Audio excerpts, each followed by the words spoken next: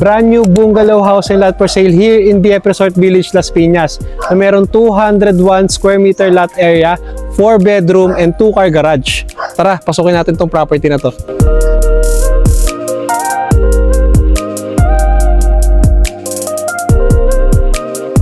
So this is brand new, no? 201 square meter. Pagpasok mo ng gate, you will be welcoming sa malawak nyong garahe, no? Kasya dito ang 2 car garage, covered, high ceiling, no? Modern design, no? Tara, explore natin yung loob. So meron kayong wooden quality door. And then guys, meron kayong malawak na living area. So bago ko pakita yung master's bedroom, pakita ko muna yung mga bedroom dito. So ito yung sample ng bedrooms na common lang.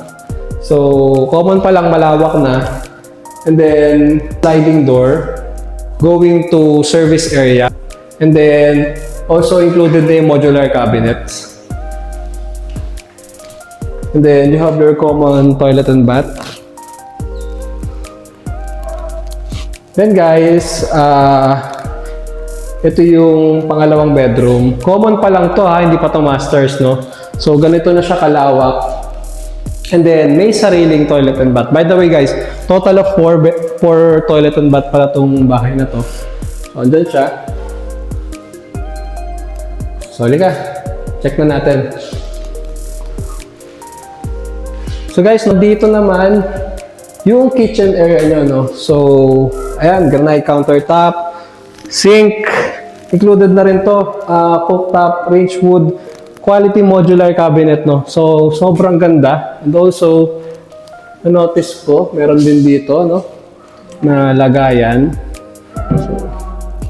Yeah, lagayan ng mga key or something, no? So, ito naman, yun. Ito yung access nyo sa service area going to your car parking, no? So malawak pa siya. And then sa right side ko, nandito yung maid's room nyo. Ayan. Ito naman yung dirty kitchen nyo, guys.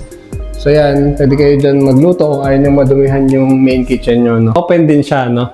So yun, tara. So pakita ko naman last yung master's bedroom. Tara.